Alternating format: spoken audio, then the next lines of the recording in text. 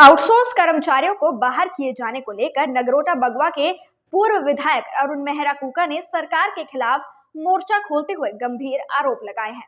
उन्होंने धर्मशाला में प्रेस से बातचीत करते हुए कहा कि आउटसोर्स कर्मचारियों ने अपने जीवन के महत्वपूर्ण समय में सेवाएं प्रदान की है और इतना ही नहीं, कोविड के मुश्किल हालातों के बीच भी कर्मचारियों ने अस्पताल में सेवाएं प्रदान की है। इस दौरान उन्होंने अपने जीवन को दांव पर लगा दिया था, लेकिन अब टांडा मेडिकल कॉलेज व धर्मशाला अस्पताल सहित अन्य स्थानों में समय खत्म होने पर अब बाहर किया जा रहा है।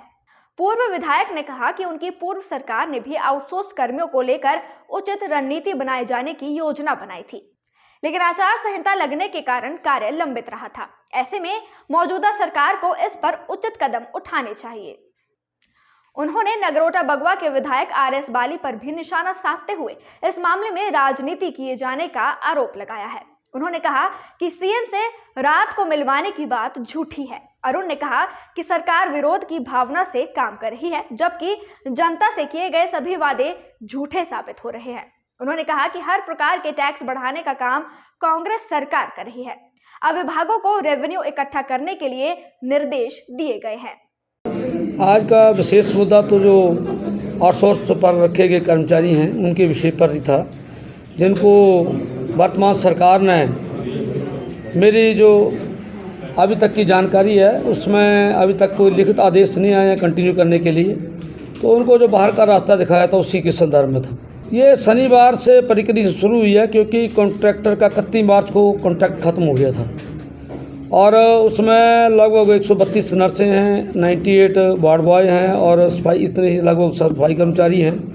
तो लगभग 300 का आंकड़ा ये जिन लोगों को इन्होंने कहा था कि सोमवार से काम पे नहीं आना, तो उसी विषय में मैं टांडा मेडिकल कॉलेज में उनसे मिलने भी गया था और सरकार से मैंने विशेष आग्रह भी किया था मीडिया के माध्यम से ही, और एक गुजारिश की थी कि अपने विपक्षी नेता को भी सदन में इस विषय को उठाने के लिए मैंने उनसे दूरभाष पर संपर्क भी किया था। और नियम 67 के तहत हमारी भारतीय जनता पार्टी के विपक्ष के नेता और अन्य हमारे 8 विधायकों ने इस विषय को नियम 67 के चर्चा में मांगा था, लेकिन उन्होंने चर्चा नहीं दी इसमें।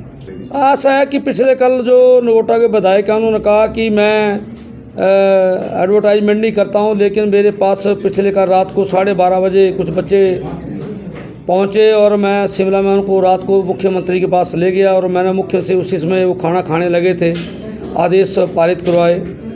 हालांकि उनको शायद ये मालूम, क्योंकि वो स्वयं सोमवार को विधानसभा में नहीं थे और उनको पता नहीं होना कि मुख्यमंत्री पिछले कल यहाँ पर दोपहर को शिमला पहुँचे हैं। वो सूरत में गए थे, जो राहुल गांधी जी का सूरत हाई कोर्ट में उन्होंने जो अपना जमानत की अर्जी दी थी उस विषय में, तो वो वहाँ पे मौजूद नहीं थे, जिनका नाम लेकर लोगों के अंदर एक झूठा प्रसार करने का प्रयास किया गया है। यह केवल टांडा मेडिकल कॉलेज या हेल्थ इंस्टीट्यूशन के लोगों को बाहर निकी। इससे पहले उन्होंने जल जीवन मिशन में जो 5 साल जिन लोगों ने अपनी सेवाएं आउटसोर्स कर्मचारी के रूप में दी हैं, उनको भी बाहर का रास्ता दिखाया गया है।